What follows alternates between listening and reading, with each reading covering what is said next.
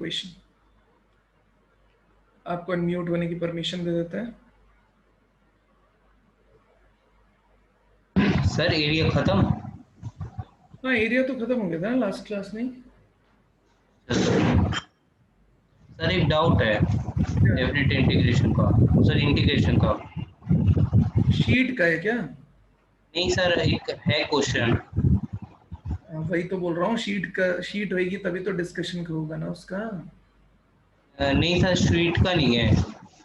फिर क्लास के एंड में पूछ लेना यार। ठीक है सर।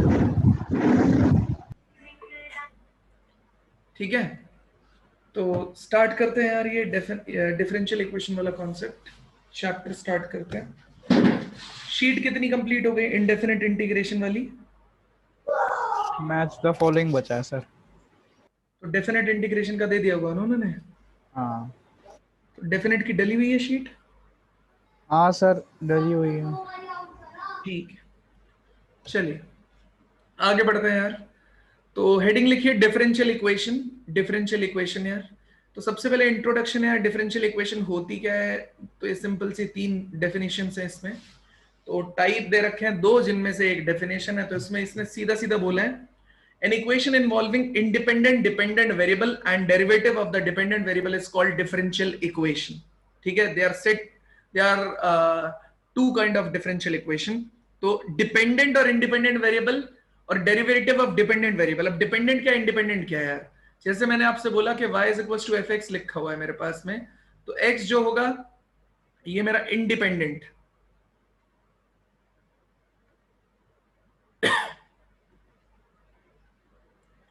और ये मेरा डिपेंडेंट वेरिएबल है।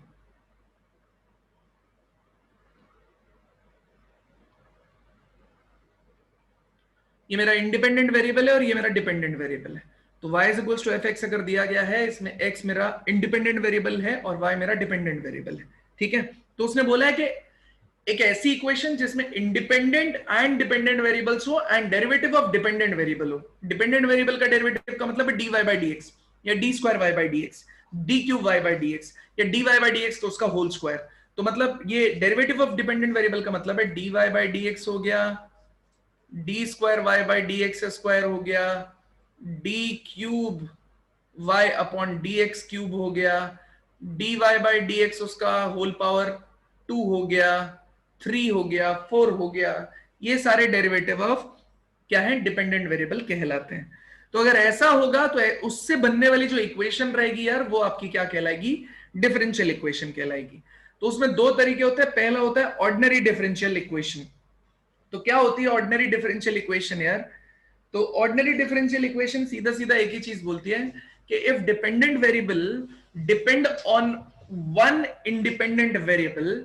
ठीक है, मेरा कहने का मतलब है जैसे डिपेंडेंट वेरिएबल इसमें सिर्फ केवल एक ही जगह पे डिपेंडेंट है, किस पे, एक्स पे। तो एक्स इंडिपेंडेंट वेरिएबल है, वाई मेरा डिपेंडेंट है, तो वाई केवल और केवल एक्स पे डिपेंडेंट है। तो अगर ऐसा हो रहा है तो ऐसे जो डिफरेंशियल इक्वेशंस बनेंगी वो ऑर्डिनरी डिफरेंशियल इक्वेशंस है। जैसे एग्जाम्पल के तौर पे हम यहां पे कंसीडर करते हुए चल रहे हैं, ये तीन एग्जाम्पल्स, इसको देख लेते हैं। अब बोलोगे सर पहले वाले में तो देखो y भी चल रहा है, z भी चल रहा है और x चल रहा है। देखो y भी x के रिस्पेक्ट में डेरिवेटिव लिया गया है, तो इसका मतलब y भी x पे डिपेंडेंट होएगा और z भी x पे डिपेंडेंट होएगा क्योंकि x के रिस्पेक्ट में लिया गया है और y प्लस z बोला गया। तो ठीक है, उसने ये नहीं बोला कि इंडिपेंडेंट वेरिएबल वन होना चाहिए, सॉरी डिपेंडेंट वेरिएबल वन होना चाहिए।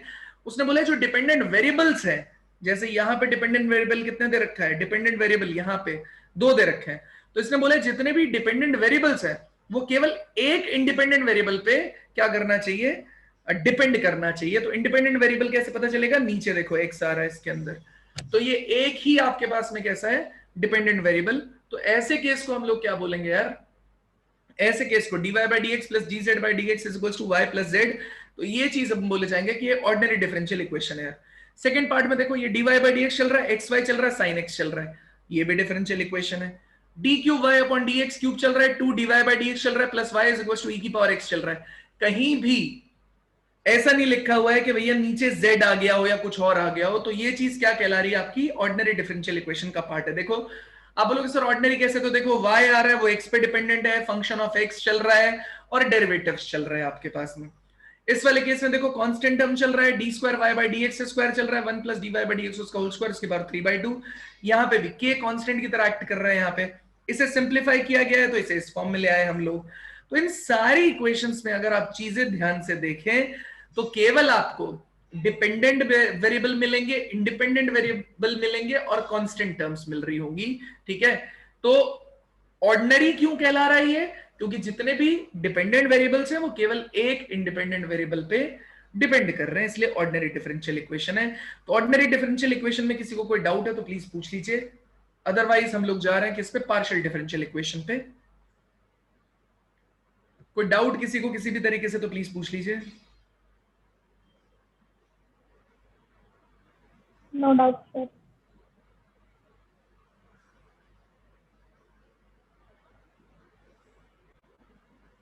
चलिए बढ़े आगे। बढ़िया। यस नेक्स्ट है पार्शियल डिफरेंशियल इक्वेशन। आइए, ये क्या बोल रही है कि डिपेंडेंट वेरिएबल्स जो है वो डिपेंड करेंगे 2 और मोर इंडिपेंडेंट वेरिएबल्स पे। तो अगर ऐसा हो रहा है तो पार्शियल डिफरेंशियल इक्वेशन है, जनरली आपके कॉलेज में काम में आएगी। ठीक है, तो यहां पे हम पार्शियल डिफरेंशियल इक्वेशन का सिर्फ टाइप जानेंगे, उसका कोई यूज नहीं करेंगे। तो आप यहां पे ध्यान से देखिए, इस पूरे केस में ये z है, देखो x पे भी डिपेंडेंट है और y पे भी डिपेंडेंट है। x के रिस्पेक्ट में भी डिफरेंशिएशन किया जा रहा है और y के रिस्पेक्ट में भी डिफरेंशिएशन किया जा रहा है, इसलिए आप क्या बोलेंगे इसको? Partial differential equation. यहां देखिए x स्क्वायर चल रहा है, यहां पे y स्क्वायर चल रहा है, तो ये x पे भी है और y पे भी है, इसलिए इसको क्या बोला जाएगा? Partial differential equation. I hope आपको डिफरेंस समझ में आ गया होगा इसका।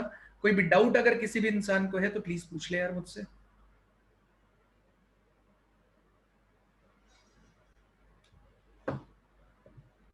जल्दी पूछिए, अगर कोई भी डाउट है किसी भी तरीके का तो पूछिए प्लीज। नहीं है तो प्लीज चैट में लिख दीजिए ताकि हम लोग आगे बढ़ सकें।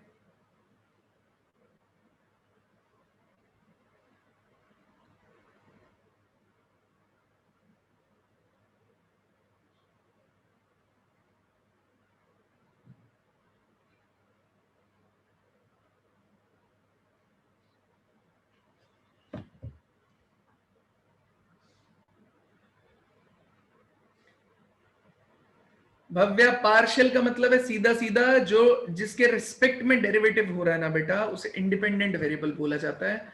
वो एक से ज्यादा होंगे, 2 या 2 से ज्यादा होंगे। तो x और y चल रहा है यहाँ पे देखिए x और y चल रहा है, इसलिए ये चीज क्या बोल रही है? पार्शियल डिफरेंशियल इक्वेशन को। उससे पहले वाले केस में देखो सब जगह x एक ही चल रहा था, x चल रहा था, पावर कितनी भी हो रही है x की, लेकिन चल x एक ही बार रहा है। ठीक है, तो ऐसे केसेस को हम लोग बोल रहे हैं किसमें? ये कौन से वाले पार्ट में आ रहा है आपका? ये ऑर्डिनरी में आ रहा है और ये पार्शियल में आ रहा है। ये वही पार्शियल डिफरेंशिएशन है ना जो हमने लिमिट कंटिन्यूटी में कर रखा। हाँ, वो पार्शियल डिफरेंशिएशन था, ये पार्शियल डिफरेंशियल इक्वेशन है। हाँ ठीक है, ठीक है सर। चलिए नेक्स्ट है यार ऑर्डर और डिग्री। तो ऑर्डर के बारे में थोड़ा सा थ्योरेटिकल है अभी, उसके बाद में क्वेश्चंस आएंगे तो ठीक लगेगा आपको। पहला, order and degree of differential equation. तो ऑर्डर क्या है? Order is the highest differential appearing in a differential equation. अब हाईएस्ट का क्या मतलब है? जैसे मान लेते हैं आपने लिया यार, अब आप ऑर्डिनरी डिफरेंशियल इक्वेशंस की बात कर रहे हैं, ठीक है, तो आपने लिया यहां पे ले लेते हैं डी स्क्वायर वाई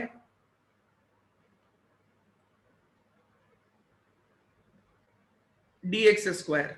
ठीक है, ये आ गया d Y by D x, plus में कितना आ गया 3 इज इक्वल्स टू 0, 3y कर देते हैं। तो हाईएस्ट डेरिवेटिव कौन है? सेकंड डेरिवेटिव, उसकी पावर कितनी है? 1, तो ये कहलाएगा ऑर्डर। हाईएस्ट डिफरेंशियल मतलब कितनी बार हाईएस्ट डिफरेंशिएशन हुआ है? यहाँ पे 2 बार हुआ है तो उसकी पावर। ठीक है, 1 बार होता तो उसकी पावर, मतलब मान लेते अगर ये इसमें होता ही नहीं, ठीक है, ये वाला पार्ट होता ही नहीं, और यहां पे मैंने बना दिया होता पावर 2, तो हाईएस्ट डिफरेंशियल कोएफिशिएंट कितना है? 1 बार डिफरेंशिएशन, उसकी पावर 2 दे रखा है, तो वो क्या कहलाएगा आपका? ये कहलाएगा ऑर्डर कितना हो जाएगा? 2 हो जाएगा इसके केस में। तो ऑर्डर यहां पे कितना आ रहा है? 2 आ रहा है। ठीक है, नेक्स्ट है डिग्री।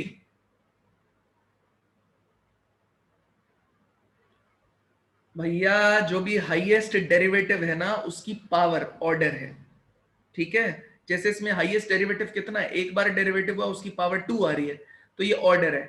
अगर इसके सामने उसने किसी ने लिख दिया होता d cube Y upon D x cube, उसकी पावर 15 लिख दी होती तो 15 ऑर्डर हो जाता, क्योंकि हाईएस्ट डेरिवेटिव कितना चल रहा है यहाँ पे 3 चल रहा है, तो उसकी पावर 15 है, इसलिए 15 इसका ऑर्डर हो जाता। ये चीज ऑर्डर को रिप्रेजेंट करती है।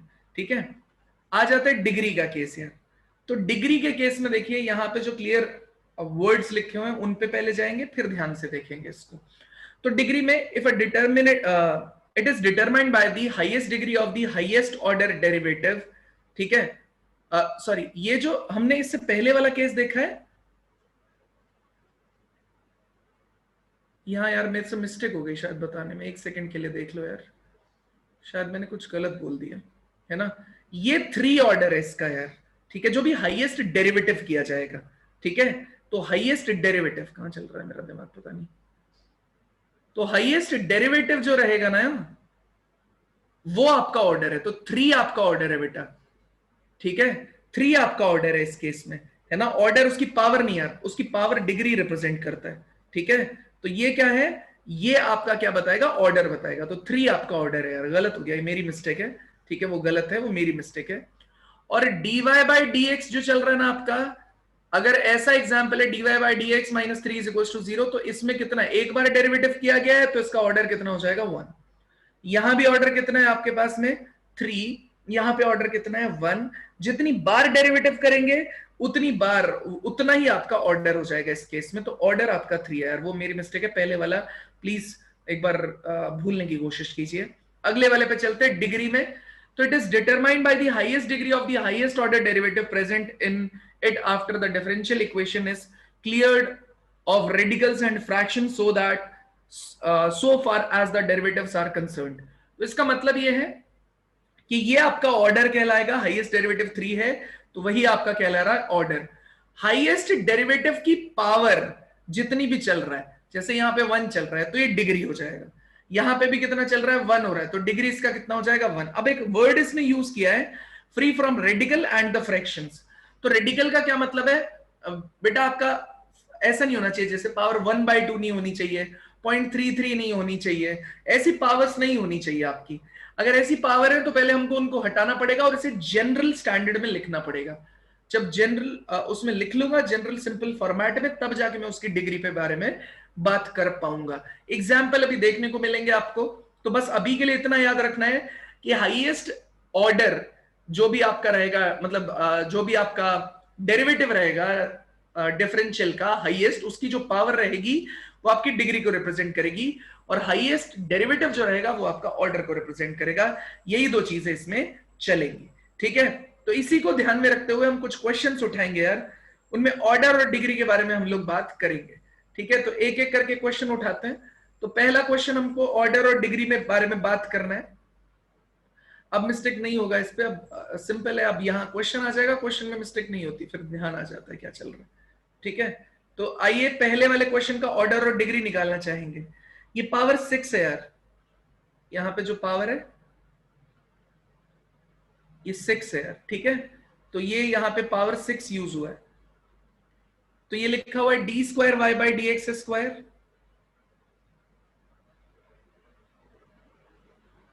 Is equals to y plus dy by dx। उसकी पावर कितना हो रहा है 6, उस होल की पावर कितना चल रहा है 1/4।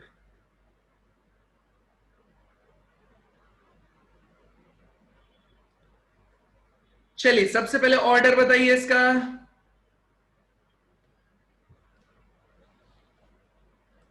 ऑर्डर बताइए बेटा इसका।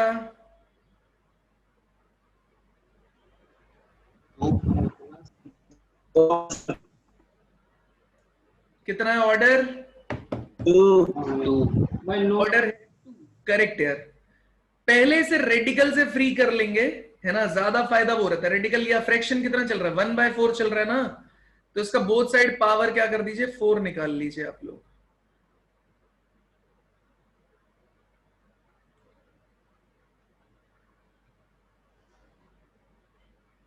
सर डिग्री फ्रैक्शनल आ सकती है? नहीं, डिग्री नहीं आएगी, फ्रैक्शन से फ्री करेंगे हम पहले उसको। ठीक है, हाँ, तो ऑर्डर कितना आ रहा है आपके पास में यार? ऑर्डर देखिए यहां से कितना आ रहा है 2। देखिए ना, हाईएस्ट डेरिवेटिव कौन सा चल रहा है? सेकेंड डेरिवेटिव, तो ऑर्डर कितना हो गया 2। बात करते हैं डिग्री की, डिग्री के बारे में बात करते हैं यार। बताइए, एक है 6, एक है 4, कौन सा होना चाहिए बताओ?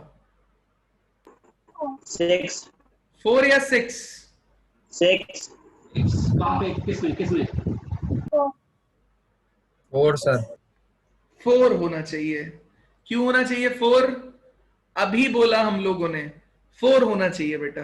क्यों होना चाहिए? क्लियरली बताया अभी हम लोगों ने आपको कि ये है मामला कि जब भी ऑर्डर और डिग्री के बारे में बात होगी, हाईएस्ट डेरिवेटिव आपका ऑर्डर रहेगा, डिग्री रहेगी हाईएस्ट डेरिवेटिव की पावर। ठीक है, तो ये पावर कितनी आ रही है हाईएस्ट डेरिवेटिव की? 4, तो डिग्री हो जाएगी 4, ऑर्डर हो जाएगा 2। बताइए, किसी कोई डाउट है किसी भी तरीके से तो प्लीज पूछे। सर अगर दोनों का ऑर्डर सेम होता तो? दोनों का ऑर्डर सेम होता तो जो हाईएस्ट वैल्यू होती वो होती है आपकी। ठीक है Harshit? Yes sir. Second question पे आ जाते हैं। इसका ऑर्डर और डिग्री बताना है आपको। बताइए,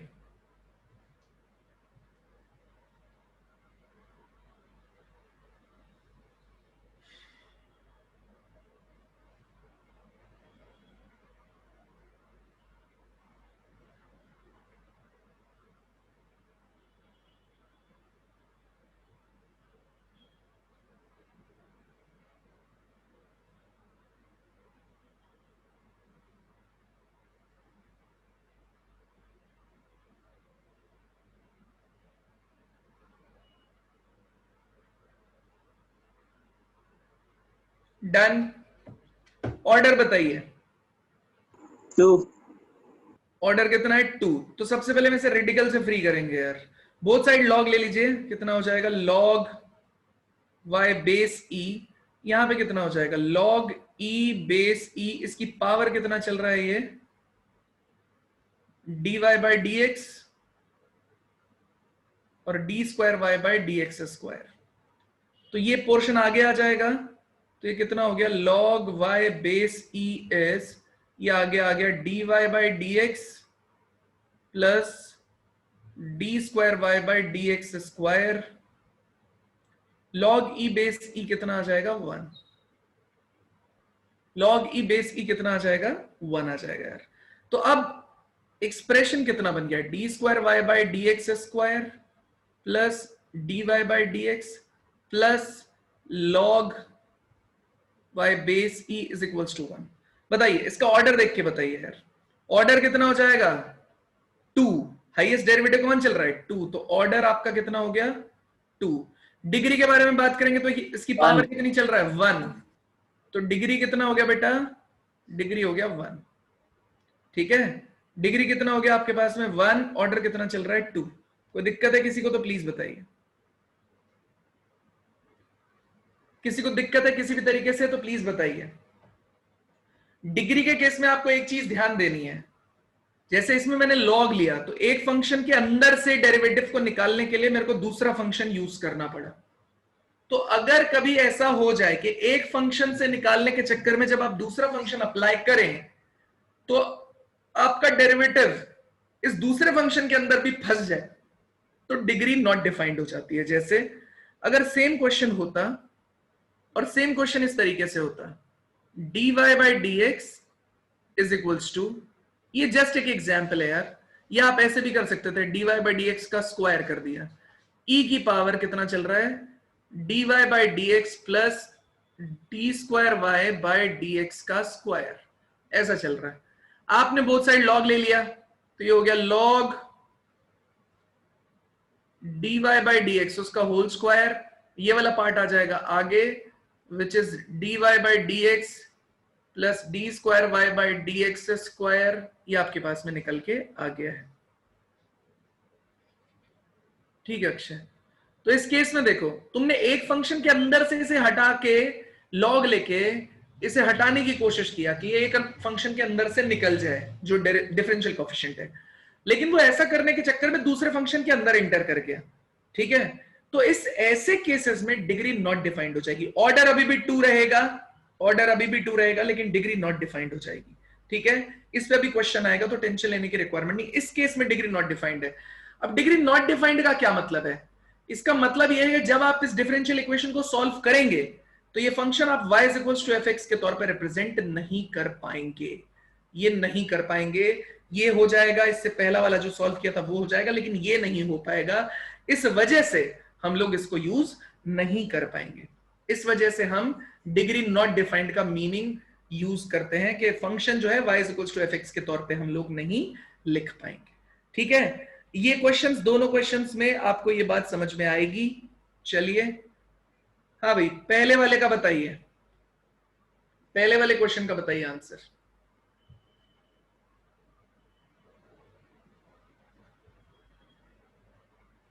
सर वो एक बार लास्ट स्टेप समझ में नहीं आया था, y equals to f x में। क्या सर वो y equals to f x में एक्सप्रेस नहीं कर पाएंगे, वो कैसे आ बोला जाएगा आपने? समझ में, यहां से आगे आ जाएगा समझ में। जब डिफरेंशियल इक्वेशन सॉल्व करने बैठोगे ना तुम, यस सर। तब आएगा वो समझ में एक्चुअली। ठीक है, ओके सर। कि डिफरेंशियल इक्वेशन के सॉल्यूशन बताए जाएंगे, तो जब सॉल्यूशन बताए जाएंगे, तुम जब सॉल्व कर रहे होगे और डिग्री अगर किसी की नॉट डिफाइंड हो रही है, उसका मतलब उससे जो आउटपुट निकल रहा होगा ना, वो डिपेंडेंट और सिर्फ डिपेंडेंट और इंडिपेंडेंट वेरिएबल्स के फॉर्म में नहीं रहेगा। ठीक है, y is equals to f x के फॉर्म में हम रिप्रेजेंट ही नहीं कर पाएंगे उसको। जैसे y is equals to f x के फॉर्म में आप क्या लिख रहे हो? आपने लिखा y is equals to x square. ठीक है, एक्स स्क्वायर मतलब आपने इस तरीके से लिख दिया y is equals to x square या के एक्स स्क्वायर लिख के छोड़ दिया। ठीक है, अभी क्या है, फैमिली ऑफ पैराबोला को रिप्रेजेंट करेगा। जब आप इसका डिफरेंशियल कोएफिशिएंट निकालेंगे तो ये कितना हो जाएगा, dy by dx is equals to k times of 2x हो जाएगा। यहां से x की वैल्यू निकाल के यहां सब्स्टिट्यूट कर दीजिए, ये डिफरेंशियल इक्वेशन बन गई। ये का पार्ट। जब आप इसे सॉल्व करेंगे तो वापस से आप इसी जगह पे आने चाहिए हो। जब डिफरेंशियल इक्वेशन बन जाएगी, ये डिफरेंशियल इक्वेशन बन गई, y टाइम्स ऑफ k को मेरे को रिप्लेस करना है, तो k एक तो सीधा है कि आप डिवाइड मार दो दोनों को। k को रिप्लेस करना चाहते हैं हम लोग, तो दोनों को डिवाइड कर देते हैं। डिवाइड जैसे ही किया तो ये कितना आ जाएगा, ये आ जाएगा y is equals to, sorry equal to तो है ही ऑलरेडी, यहाँ पे कितना आ जाएगा, kx आ जाएगा। ये देखो ये सब कट जाएगा यहाँ पे, तो आपके पास dy by dx is equals to कितना आ जाएगा, 2 टाइम्स ऑफ y आ जाएगा। जब आप इसे सॉल्व करोगे तो वापस इसी फॉर्मेट का एक्सप्रेशन आना चाहिए। तो ये y is equals to f x के तौर पे रिप्रेजेंटेशन हो गया है। अगर ऐसा वापस से नहीं आता है तो y is equals to f x के तौर पे वो रिप्रेजेंट नहीं हो पा रहा होगा। वैसा केस भी बन सकता है कि y is equals to dy by dx ही जाके बन रहा हो वापस से, तो वो चीजें दिक्कत करती हैं।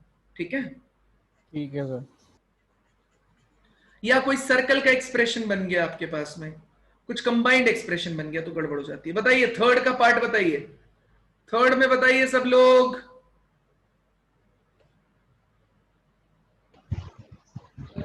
बताइए ऑर्डर, बताइए डिग्री, बताइए ऑर्डर 2, ऑर्डर 2, डिग्री 1। डिग्री 1। तो ये है d square Y by D x square plus d Y by D x is equals to, ये कर दिया साइन इनवर्स वाई। एक फंक्शन के अंदर से निकाल दिया, दूसरे में चला गया, लेकिन दूसरे में डिफरेंशियल कोएफिशिएंट नहीं गया। D Y by D x, d square Y by D x square, d Y by D x उसका होल स्क्वायर, वो सब नहीं गया, ये गया सिंपल। तो यहाँ पे ऑर्डर कितना हो जाएगा आपके पास में, ऑर्डर हो जाएगा 2। अगर डिग्री की बात की जाए तो डिग्री कितना हो जाएगा आपके पास में 1। तो ऑर्डर कितना है 2, डिग्री कितना है 1। बताइए किसी को कोई दिक्कत है किसी भी तरीके से तो प्लीज बताइए।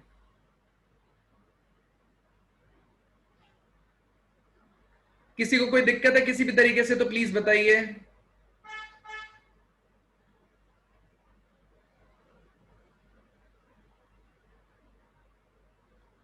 डिफरेंशियल इक्वेशन शुरू करवाया यार अनंत।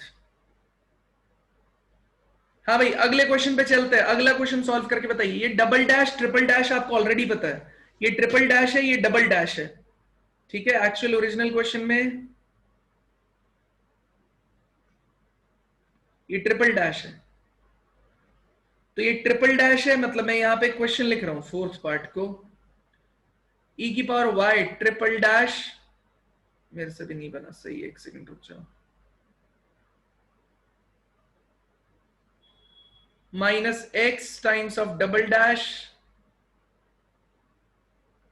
Plus y is equals to 0।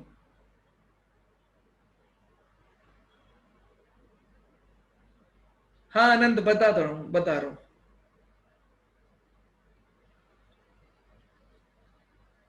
Bhanu both side differentiation नहीं कर सकते साइन वाले में, क्या करना चाहते हो डिफरेंशिएशन करके बताओ भानु।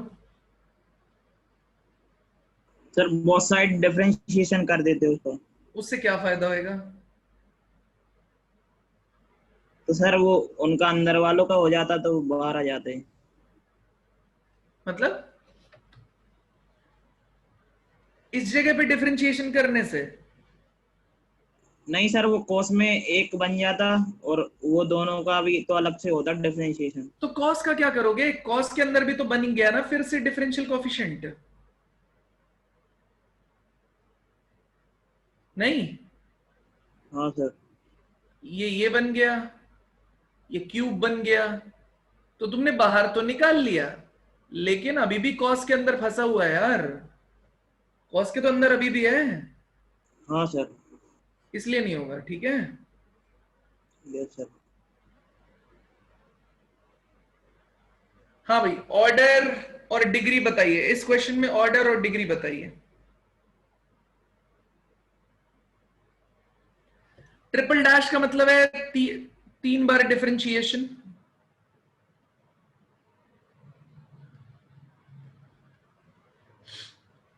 डबल डैश का मतलब है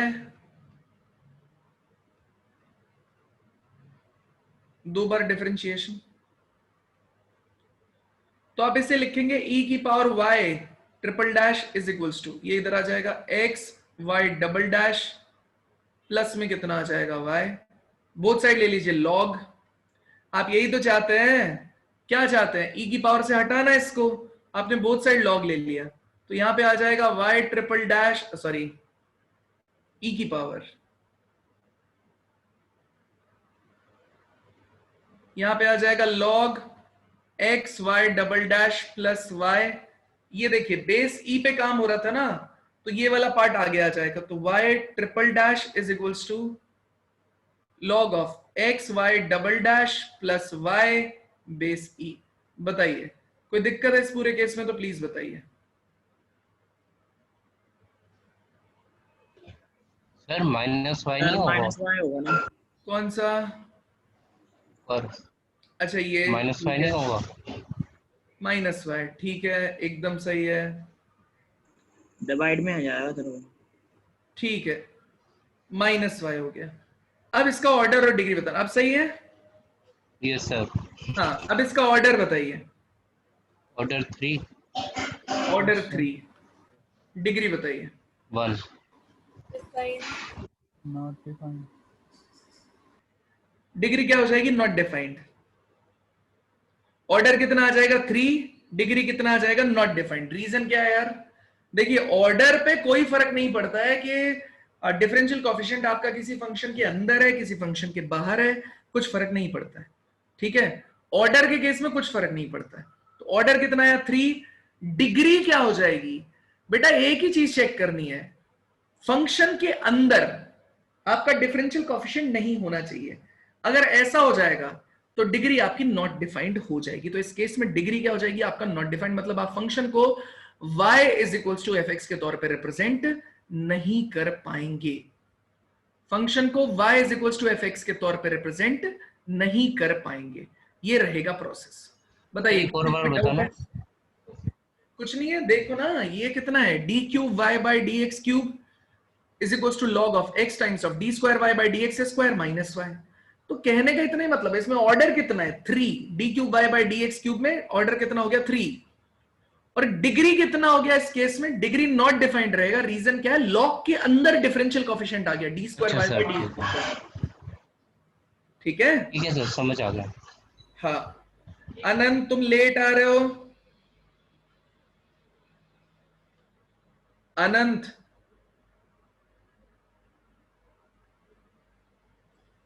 अनंत, अरे बोलो तो सही।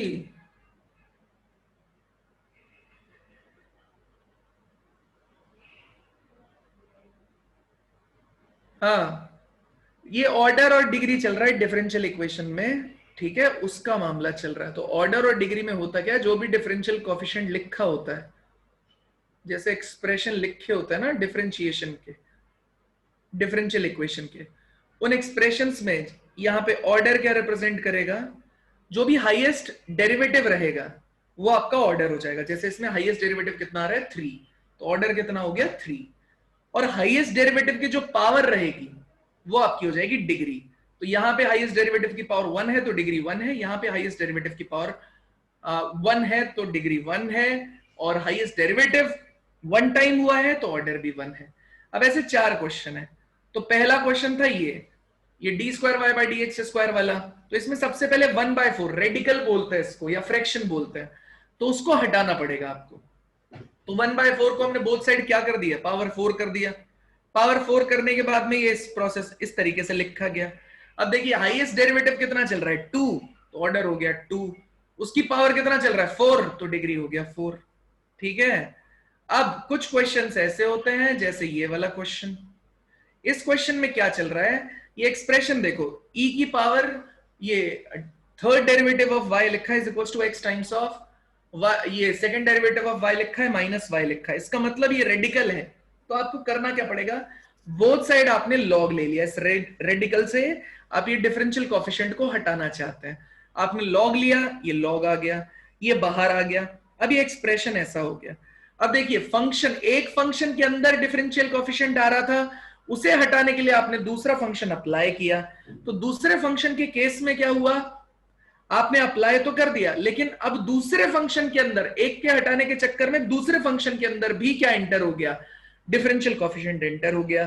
तो इस वजह से इसकी डिग्री डिफाइन नहीं हो सकती, लेकिन इसका ऑर्डर अभी भी डिफाइन होगा। ऑर्डर क्या है, हाईएस्ट डेरिवेटिव वो कितना है 3, तो ऑर्डर हो गया 3।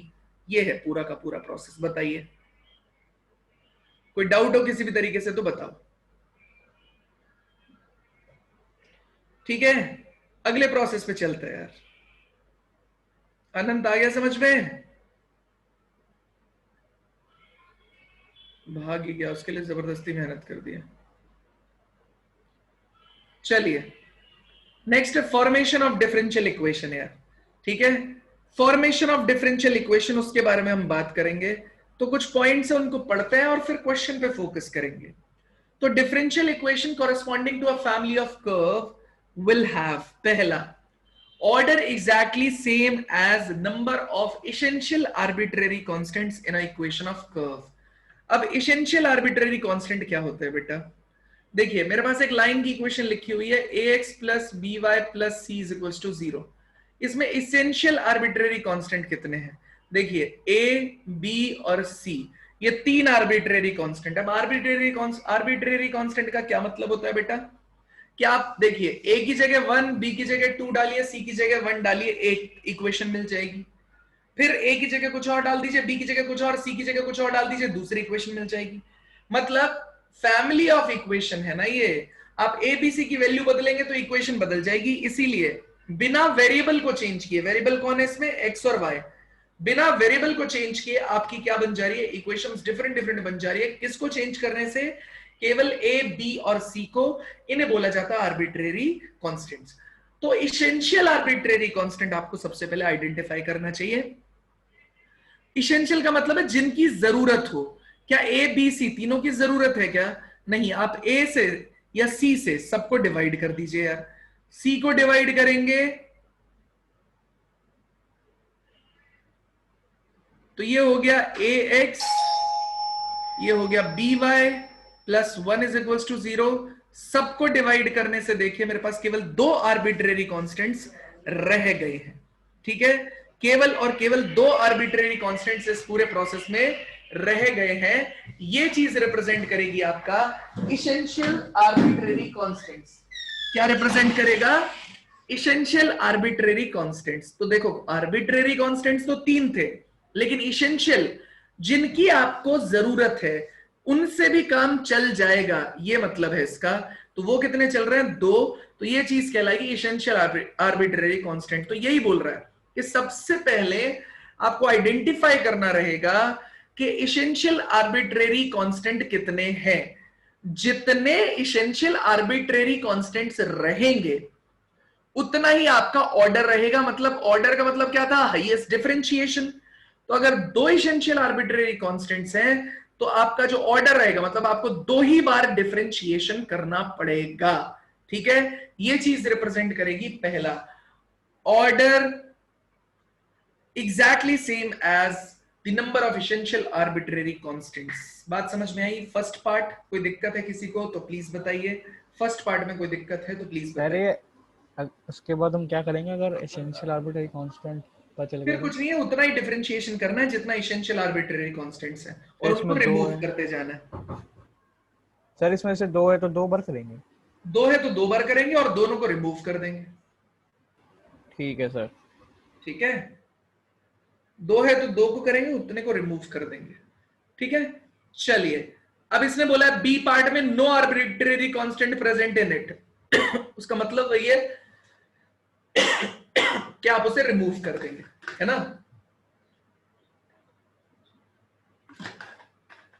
अब क्या बोल रहा है ये? The differential equation corresponding to a family of curve can be obtained using the following steps. पहला स्टेप है identify the number of essential arbitrary constants in the equation of curve. पहला आपने आइडेंटिफाई कर लिया, ठीक है। अब ये क्या बोल रहा है कि कैसे आइडेंटिफाई किया जाए? तो इसने बोला है कि if arbitrary constant appear in addition, subtraction, multiplication और division, then we can club them to reduce into one new arbitrary constant. मतलब कल को अगर लिखा जाए ऐसा लिखा हुआ है x plus a minus B plus 3c plus 4d is equal to 0, तो आप कांस्टेंट कितने? तो 1 2 3 और 4। लेकिन एसेंशियल आर्बिट्रेरी कांस्टेंट कितने? 1। इन सबको क्लब किया जा सकता है, ठीक है। तो 1 इसी तरीके से इसने बोला है कि जितने मैक्सिमम आप क्लब करके हटा सकते हो, जिनकी प्राइम रिक्वायरमेंट आपको रह जाए, वो चीज आपको एसेंशियल आर्बिट्रेरी कांस्टेंट्स के तौर पे देगी, वो हम रख लेंगे। ठीक है, आगे बढ़ते हैं सेकंड में। Differentiate the equation of the curve till the required order. अब डिफरेंशिएट करेंगे हम कब तक? जितने आर्बिट्रेरी कांस्टेंट्स अवेलेबल हैं, ठीक है। और एलिमिनेट कर देंगे arbitrary constant from the equation of the curve and the additional equations obtained in step 2। मतलब जो कर्व की इक्वेशन है और जो डिफरेंशिएशन करने से आपके पास इक्वेशंस आई है, उनका इस्तेमाल करके आप आर्बिट्रेरी कांस्टेंट्स को क्या कर देंगे? एलिमिनेट कर देंगे। ये पूरा का पूरा प्रोसेस चलेगा। बताइए किसी को यहां तक कोई दिक्कत है किसी भी तरीके से? तो प्लीज बताइए। अभी कैसे होगा वो मैं समझा दूंगा, स्टेप्स आपने नोट करने हैं। अभी तो पहली चीज सिंपल काम है, सबसे पहले आइडेंटिफाई कीजिए कौन से arbitrary constants? Essential arbitrary constants, इनको आप आइडेंटिफाई कीजिए। दूसरा, एक बार आपको एसेंशियल आर्बिट्रेरी कांस्टेंट्स आपने आइडेंटिफाई कर लिए, उसके बाद आप क्या करेंगे? उनको डिफरेंशिएट कर दीजिए equation of curve till the required order. मतलब जितने आर्बिट्रेरी कांस्टेंट है एसेंशियल, उतनी बार डिफरेंशिएट कर दीजिए और उनको एलिमिनेट कर दीजिए, आपका काम हो जाएगा, वो डिफरेंशियल इक्वेशन आपकी बन जाएगी। ठीक है, बताइए यहां तक कोई डाउट है तो प्लीज फटाक से नोट कर लीजिए। आगे बढ़ते हैं क्वेश्चन की तरफ। कैसे होगा? दिक्कत है यही, होगा कैसे? बता तो दिया गया है, लेकिन होगा कैसे, उस पर बात करनी है।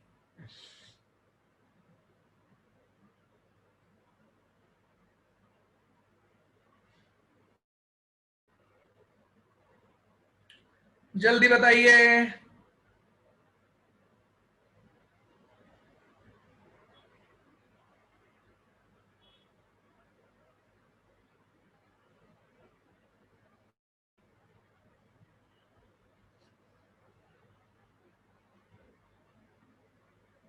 हाँ भाई, करवा रहे।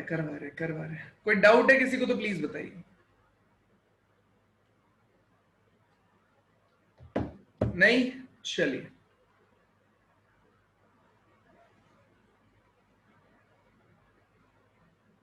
Form a differential equation of family of straight line passing through the origin. तो ओरिजिन से पास करने वाली फैमिली ऑफ स्ट्रेट लाइंस जो है, उनकी डिफरेंशियल इक्वेशन हम लोगों को फॉर्म करनी है।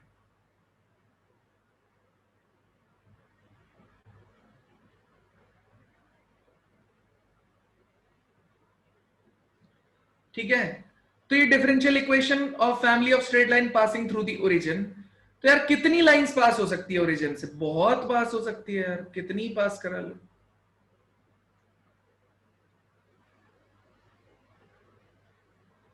तो आप 11th क्लास में पढ़ चुके होंगे y is equals to mx, ये जो है ये आपकी डिफरेंशियल इक्वेशन है, जो मतलब family of equation, family of lines है जो सारी की सारी ओरिजिन से पास हो रही है 0,0। ठीक है, तो इसको डिफरेंशिएट कर देते हैं। dy by dx is equal to कितना हो जाएगा m। एक ही एसेंशियल आर्बिट्रेरी कांस्टेंट है इस केस में, हमने उसे आइडेंटिफाई कर लिया। एक ही बार डेरिवेटिव करना होगा, कर लिया, उठा के यहां सब्स्टिट्यूट कर दिया। जैसे ही सब्स्टिट्यूट करेंगे तो आंसर कितना आ जाएगा, y is equal to dy by dx into x। ये हमारा आंसर आ जाएगा, y is equal to dy by dx into x। ये हमारा आंसर आ जाएगा। बताइए किसी को कोई डाउट है किसी भी तरीके से तो प्लीज बताइए।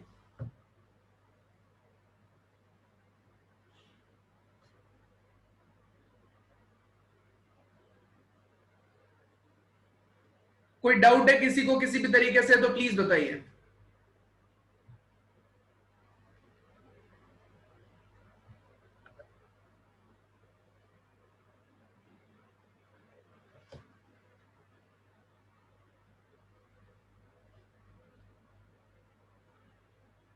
कोई डाउट है किसी को किसी भी तरीके से तो प्लीज बताइए।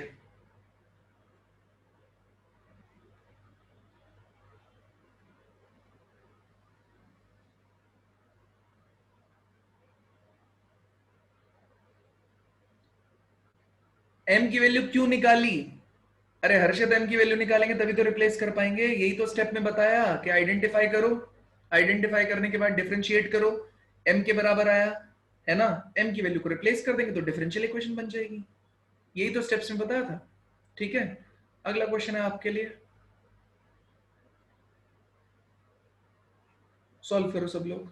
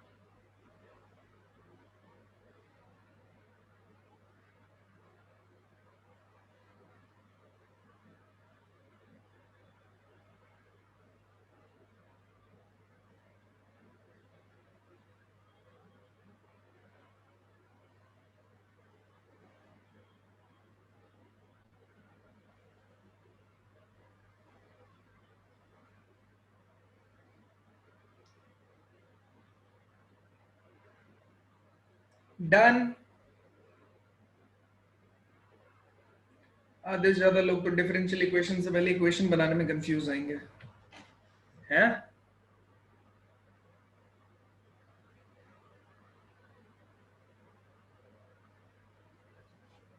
सबसे पहले डिफरेंशियल ऐसे ही मिलेगा क्वेश्चन यार, आप एनसीईआरटी क्वेश्चंस को प्रैक्टिस करोगे ना तब ऐसे ही समझ में आएगा आपको। Form a differential equation of family of circle touching x axis at origin.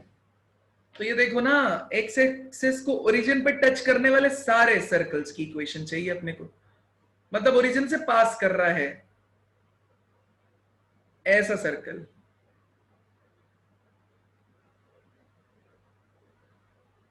और ऐसा सर्कल, और ऐसा सर्कल, नीचे भी जा सकता है, ऐसा कोई दिक्कत नहीं। स्टैंडर्ड इक्वेशन ऑफ सर्कल होता है x square plus y square plus 2gx plus 2fy plus c is equals to 0।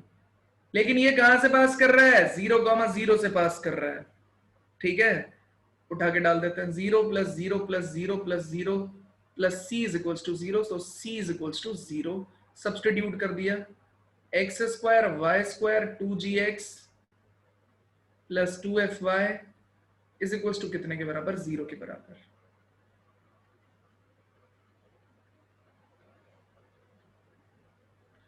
X square plus y square plus 2gx plus 2fy plus c is equal to 0 के बराबर है। ठीक है, ये मेरी बनी इक्वेशन। अब इसमें मुझे समझ में आया कि डिफरेंशियल जो आर्बिट्रेरी इसेंशियल आर्बिट्रेरी कांस्टेंट है वो कौन कौन है? g and f। तो अब मुझे रिप्लेस करना पड़ेगा इन दोनों को, तो इसका मतलब 2 बार तो डिफरेंशिएट करना ही पड़ेगा। 2x plus 2y dy by dx plus कितना चल रहा है? 2g प्लस कितना चल रहा है? 2f dy by dx। ठीक है, अब मैं दोबारा डिफरेंशिएट करता हूं। वैसे तो g की वैल्यू यहां से सब्स्टिट्यूट कर देनी चाहिए, है ना, और फिर f के लिए सॉल्व करना चाहिए इसको, वो भी एक तरीका है। नहीं करना चाहते हो, देखो ना पूरा प्रोसेस यही है। सबसे पहले आपको आइडेंटिफाई इसी तरीके से करना पड़ेगा। उसके केस में आइडेंटिफाई आपको इसी तरीके से करना पड़ेगा इसको।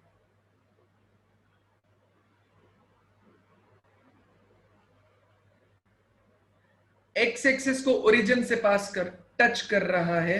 एक और चीज, एक स्पेशली एक और चीज मैं बताना भूल गया, चलो कोई दिक्कत नहीं है, ठीक है, उसको करना पड़ेगा तब जाके क्वेश्चन बनेगा, लेकिन क्वेश्चन होगा इसी तरीके से। ठीक है, मैं बता देता हूं क्या इसमें यार, इसमें क्या है, रेडियस ओरिजिन पे कर रहा है ना, तो इसकी रेडियस जो है ना वो कितनी हो जाएगी बेटा? ये रेडियस है 0,r मान लिया आपने। ठीक है, इस पॉइंट पे r रेडियस है। तो यार क्वेश्चन में ना थोड़ा सा चेंज भी कर सकते हो आप इक्वेशन में, और आपके क्या हो जाएंगे, ये आर्बिट्रेरी कांस्टेंट और रिड्यूस हो जाएंगे। कैसे? इसकी रेडियस भी कितनी है? r, और ये पॉइंट भी कितना है? 0,r। तो x माइनस 0 उसका स्क्वायर हो जाएगा, y माइनस 0 उसका स्क्वायर हो जाएगा, is equals to r square हो जाएगा। तो जब आप इसे खोलेंगे y माइनस r, ये सेंटर है ना, 0,r सेंटर हो जाएगा जितने भी ये बनेंगे सर्कल्स। तो x माइनस 0 उसका square plus y minus r उसका square is equals to r square. तो x स्क्वायर प्लस ये कितना है? y स्क्वायर प्लस में कितना? r स्क्वायर माइनस कितना हो जाएगा? 2yr इज इक्वल्स टू कितना हो जाएगा? r square. तो ये कट गया, ये कट गया, तो x square plus y square minus 2yr is equals to 0 के बराबर हो जाएगा। ये इक्वेशन मेरे पास आके बन जाएगी। तो अब इसमें कितना रह गया? एक ही आर्बिट्रेरी कांस्टेंट रह गया। पहले वाले केस में क्या था? पहले वाले केस में मैं क्या मिस्टेक कर गया था कि मैंने ये तो बोल दिया कि वो ओरिजिन से पास कर रहा है, लेकिन मैंने इस चीज को नहीं ध्यान दिया कि वो एक्स एक्सिस को टच कर रहा है। तो एक्स एक्सिस को टच करने वाले जितने भी सर्कल होते हैं, अब इस सर्कल का जो सेंटर है वो माइनस जी माइनस एफ है, लेकिन इस केस में रेडियस आपकी क्या होती है? इस केस में सिंपल सर्कल के केस में अगर इस सर्कल की बात करूं तो इसका centre minus G minus F आएगा, और इसकी रेडियस आएगी कितने के बराबर? सेंटर आ गया minus G minus F, and radius रहेगा आपका root over G square plus F square minus C. लेकिन इस जगह पे जब वो एक्स एक्सिस को टच कर जाएगा ना बेटा, तो ये रेडियस भी कितने के बराबर हो जाएगी? एफ के बराबर हो जाएगी, क्योंकि ये एक्स एक्सिस है। एक्स एक्सिस के केस में आप ध्यान से देखिए ना, यहां से यहां तक की रेडियस रहेगी, और यहां से यहां तक की डिस्टेंस कितनी है? एफ। आप बोलेंगे सर माइनस एफ, नहीं, उसका मॉड लेंगे ना, डिस्टेंस की बात कर रहे हैं। तो ऐसे केसेस में हम क्लियरली क्या बोल देंगे यार कि आप यहां से कैलकुलेट करेंगे माइनस जी कॉमा माइनस एफ, तब आप ये डिस्टेंस का यूज करेंगे। तो x माइनस माइनस जी उसका whole square, y minus minus F उसका whole square is equal to कितना हो जाएगा? F square. ये कौन सा केस है? जब आपका सर्कल आपके एक्स एक्सिस को टच कर रहा है। ठीक है, तो उसके लिए ये इक्वेशन लिखी जाएगी, ये स्टैंडर्ड इक्वेशन है। ये सर्कल जब एक्स एक्सिस को टच करेगा किसी भी रैंडम पॉइंट पे, अब बस उसने क्या बोल दिया कि एक्स एक्सिस को हम टच कर रहे हैं ओरिजिन पे, तो देखो g ऐसे केस में आपका क्या हो जाएगा? 0। हमने मान लिया है कि रेडियस कितनी है? r, तो y एक्सिस पे पॉइंट मिलेगा ऑब्वियसली 0,r, तो ये सेंटर हो जाएगा और रेडियस हो जाएगी r, तब मैं अप्लाई कर सकता हूं। तो ये 3 वैरायटी के सर्कल्स है इसमें। सर्कल उसके लिए काफी डीप में आपको पता होना चाहिए, फिर भी कोई दिक्कत नहीं है, मैक्सिमम केस में आपको यहां पे समझा दूंगा। तो x square plus y square minus 2yr is equal to 0 मेरे पास आके बन गया है। अब बेटा एक ही रह गया, एक रह गया, एसेंशियल आर्बिट्रेरी कांस्टेंट कौन है, वो r, तो एक ही बार डिफरेंशिएट करना पड़ेगा।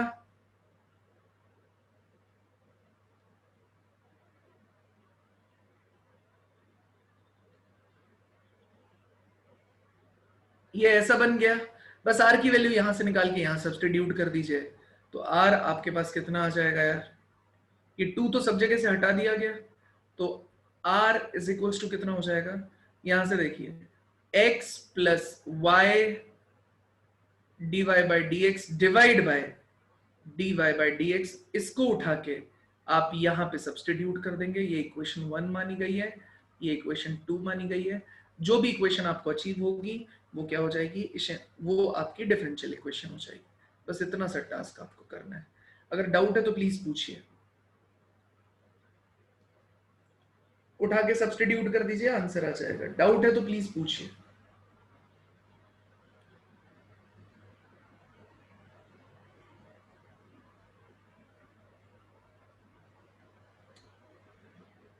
डाउट है तो प्लीज पूछिए।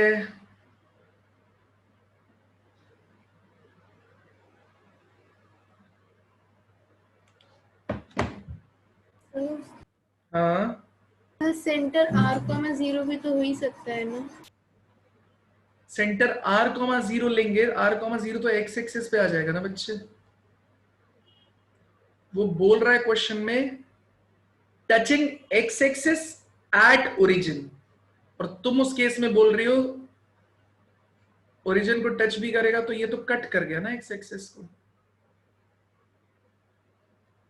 तुम इस टाइप का सर्कल बोल रही हो। सर सर्कल नीचे भी तो बन सकता है। हाँ तो सर्कल बन सकता है नीचे, हमने r की वैल्यू ये थोड़ी बोला है कि r पॉजिटिव रहेगा या नेगेटिव रहेगा। नहीं समझ में आया भानु? आ गया सर। भाई कितना, इसके आगे कुछ भी सॉल्व नहीं करना आपको। ये आ गया, ये आ गया एक्स स्क्वायर, ये 2y, और ये कितना हो जाएगा x plus y dy by D x upon dy by D x. LCM ले लो, सॉल्व कर लो, आंसर आ जाएगा। ये डिफरेंशियल इक्वेशन बन गई। डन है, बड़े आगे। हाँ सर। चलिए अलग फाइल ले लेते हैं।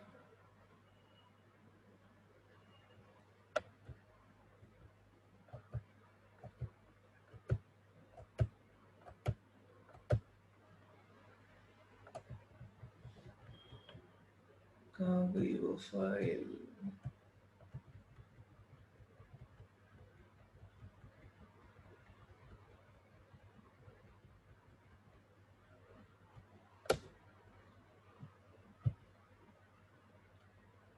चलिए नेक्स्ट हेडिंग लिखिए यार, solution of differential equation. Next heading लिखिए यार, solution of differential equation. Solution of differential equation. यार आपकी एनसीईआरटी का हम लोगों ने 2 एक्सरसाइजेस कवर कर दिया है। मेरी रिक्वेस्ट है प्लीज एनसीईआरटी साथ में सॉल्व कीजिए। रीजन क्या है कि अगर आप एनसीईआरटी छोड़ते चले गए तो दिक्कत खड़ी हो जाएगी। अच्छा, जो नेक्स्ट क्लास है अपनी फ्राइडे को, उसमें मैं सबसे पहले आपकी एनसीईआरटी एरिया वाली और डिफरेंशियल ये इंटीग्रेशन वाली उस पर बात करूंगा। मैंने आज भी बोला था, आज भी आप लोगों में से कुछ लोगों ने नहीं किया होगा मुझे पता है, फिर भी आप लोगों से रिक्वेस्ट है प्लीज उसे कर लीजिए। नेक्स्ट क्लास हम उसी की रख लेंगे यार।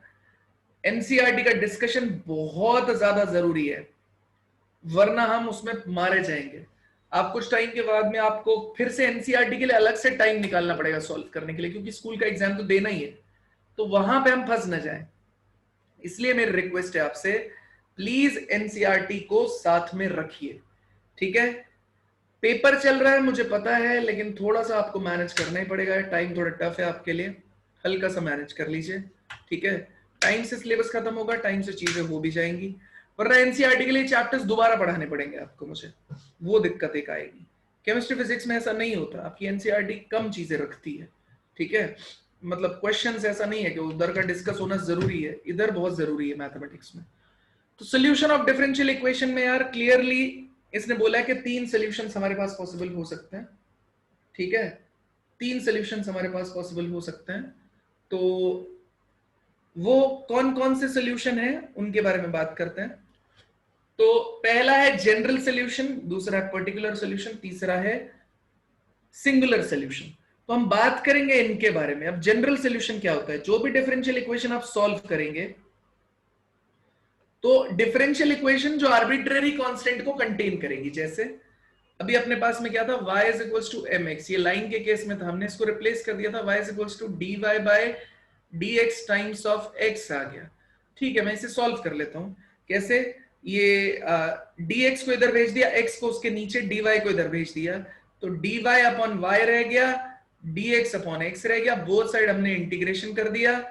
यह आ जाएगा log y बेस e, यह आ जाएगा log x base e, plus जो कांस्टेंट लेना है वो भी log में लीजिए, क्योंकि उसका फायदा आपको रहेगा। अगर दोनों तरफ log आ रहा है तो जो इंटीग्रेशन कांस्टेंट है एक ही तरफ लिया जाएगा, वो भी log में लेना चाहिए आपको। तो ये कितना हो जाएगा, log y बेस e, वापस से देखिए ये आ जाएगा log ऑफ, इन्हें क्लब कर देंगे, cx आ जाएगा बेस e, तो y is equals to c times of कितना आ जाएगा आपके पास में x, तो y is equals to cx आ गया बेटा। हमने लिया क्या था, y is equals to mx, बात तो एक ही है, c की जगह में रख दो, कोई फर्क नहीं पड़ता। तो मेरा कहने का ये मतलब है, ये जो c है ये आर्बिट्रेरी कांस्टेंट है, तो जो आर्बिट्रेरी कांस्टेंट को कंटेनिंग ये एक्सप्रेशन होगा, ये जनरल सॉल्यूशन हो जाएगा। तो ये आपका कहलाएगा जनरल सॉल्यूशन। ठीक है, अभी अगर मैं आपसे बोल दूं कि ये मेरा fx के बराबर भी है, अगर मैं आपसे बोल दूं कि f0 पे मेरे को वैल्यू मिल रही है 1, तो ये एक स्टेट मिल गया, पर्टिकुलर स्टेट मिल गई है। तो आप क्या करोगे, पहले जनरल सॉल्यूशन निकालोगे, उसके बाद आप f0 बनाएंगे, वो कितना आ जाएगा, c टाइम्स ऑफ 0, f0 के केस में c टाइम्स ऑफ 0, इसका आंसर कितना आ रहा है आपके पास में 1 is equals to c times of 0, है ना। तो यहां पे अपना आंसर कितना आ रहा है भाई, यहाँ पे c की वैल्यू कितने के बराबर आ जा रही है, इन्फिनिटी के बराबर। तो ये गलत है, ये जनरल स्टेट नहीं ले सकते, कोई दिक्कत नहीं है, थोड़े और चेंज कर लेते हैं। मान लेते हैं 1 पे 1 ले लो, वहां पे c की वैल्यू निकल जाएगी अपने पास में। ठीक है, तो हमने f1 डाला तो c टाइम्स ऑफ 1 आ गया, तो यहां से इसकी वैल्यू भी कितनी दे रखी है 1, तो c की वैल्यू आ जाएगी 1। तो यहां से मेरी जो इक्वेशन बनेगी डिफरेंशियल इक्वेशन का सोल्यूशन, वो कितना आ जाएगा, y is equals to x। बेटा ये कहलाएगा पर्टिकुलर सॉल्यूशन। ये जनरल सॉल्यूशन है, ये आपका कहलाएगा पर्टिकुलर सॉल्यूशन। ये जनरल सॉल्यूशन है, ये वाला कहलाएगा बेटा पर्टिकुलर सॉल्यूशन। बात समझ में आई या नहीं आई बताइए। एक जनरल सॉल्यूशन है, दूसरा पर्टिकुलर, पर्टिकुलर स्टेट को बिलोंग करने वाला सॉल्यूशन पर्टिकुलर सॉल्यूशन होगा। सिंपल, जनरल सॉल्यूशन आपका सिंपल है। बताइए यहां तक समझ में आया? सर ये तो हमने पहले ही निकाल लिए ना f1, तो फिर पुट अप करके क्या फायदा? f1 की वैल्यू मिली है। हाँ ये सर जो इनिशियल कंडीशन बोलते हैं इसको। ये sir y equal to cx तो हमने निकाल लिया है ना, फिर ये y इक्वल टू x निकालने का क्या फायदा? नहीं नहीं, ये जनरल है। जनरल मतलब इसके लिए कौन कौन सी इक्वेशंस पॉसिबल हो सकती है, कुछ भी हो सकता है। y is equals to 1/2 times of x, y is equals to -3 times of x, y is equals to √3 times of x। तो ये बहुत सारी पॉसिबल वैल्यूज दे सकता है ना, c की कितनी भी वैल्यूज मिल सकती है आपको, समझ में आया? तो ये किसी पर्टिकुलर स्टेट के लिए, किसी पर्टिकुलर फिक्स्ड इनिशियल कंडीशन के लिए नहीं है, ये जनरल है। मतलब इसमें अगर बाई चांस मैं सब्स्टिट्यूट करूंगा कोई पर्टिकुलर स्टेट, तो पर्टिकुलर सॉल्यूशन हो जाएगा, समझे? ठीक है सर। हाँ है ना, तो ये ऐसे काम करेगा। बताइए कोई डाउट है किसी को किसी भी तरीके से, तो प्लीज बताइए।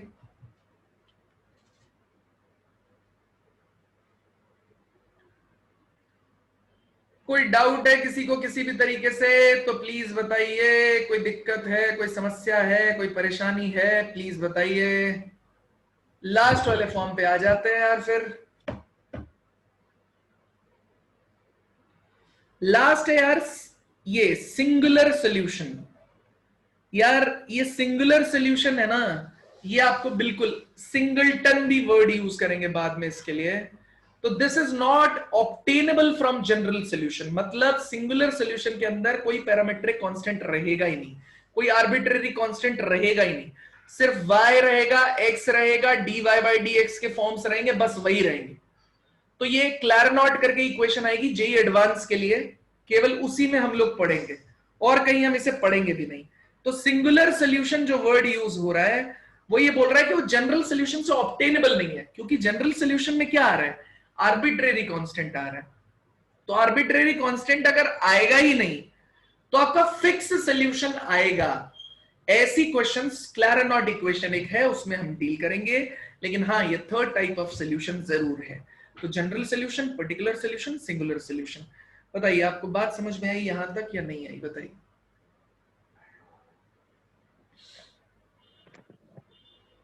यहां तक बात समझ में आई सब लोगों को तो प्लीज बताइए। यस सर, आ गई। यहां तक आया, चलिए ठीक है, कोई दिक्कत नहीं, आज हम इतना ही रखेंगे यार। रीजन क्या है, क्योंकि अब सॉल्यूशन ऑफ डिफरेंशियल इक्वेशन शुरू करने से पहले आपको इसकी 3 एक्सरसाइजेस स्टार्टिंग की करनी पड़ेगी, ठीक है। तो आप डिफरेंशियल को सॉल्व कीजिए, क्योंकि उसमें कई फॉर्म्स है। प्लीज आप इसके डाउट जरूर पूछ लेना, क्योंकि इसमें कई बार इक्वेशन बनानी पड़ेगी आपको, उसमें आपको दिक्कत होगी बहुत ज्यादा, ठीक है। तो वो जरूर पूछ लेना। आज हम इतना ही रखेंगे। अगर किसी को कोई इससे रिगार्डिंग में डाउट है